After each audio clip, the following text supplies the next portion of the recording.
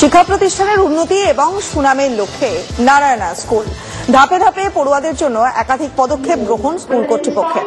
কলকাতা বইমেলায় সক্রিয়ভাবে অংশগ্রহণের পর স্কুল পাঠ্যক্রমে নতুন সংযোজন, নাচ, গান, রেডিও জকি, দাবা, ফুটবল বিভিন্ন বিষয়ে চিন্তাভাবনার বাস্তব রূপায়ণের পরিকল্পনা। এর অঙ্গ হিসেবে নৃত্যশিল্পী ডোনা গঙ্গোপাধ্যায়, গ্র্যান্ডমাস্টার দিব্যেন্দু বড়ুয়া, ফুটবলের মেহতাব হোসেন, রেডিও জকি বরুণ এবং মুম্বাইয়ের মিউজিক স্কুলের প্রতিনিধিদের সঙ্গে চুক্তি। কলকাতা প্রেস ক্লাবে আনুষ্ঠানিকভাবে চুক্তির কথা ঘোষণা নারায়ণা স্কুলের একাডেমিক হেড প্রিয়াঙ্কা মুখোপাধ্যায়। আমার মনে হয় এর পড়াশোনার সাথে সাথে এক্সট্রা কারিকুলার থাকা দরকার।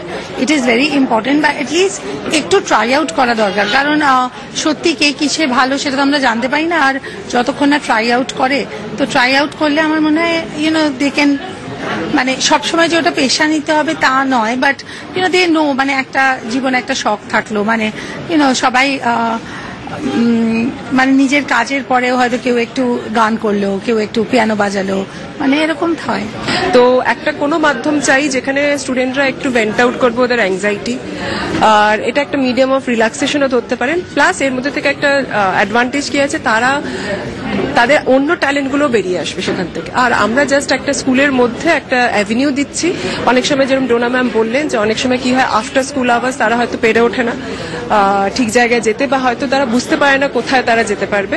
তো আমরা 3 to 5 তাদেরও মোটামুটি সব ক্লাবে আমরা ইন্ট্রোডিউস করবো।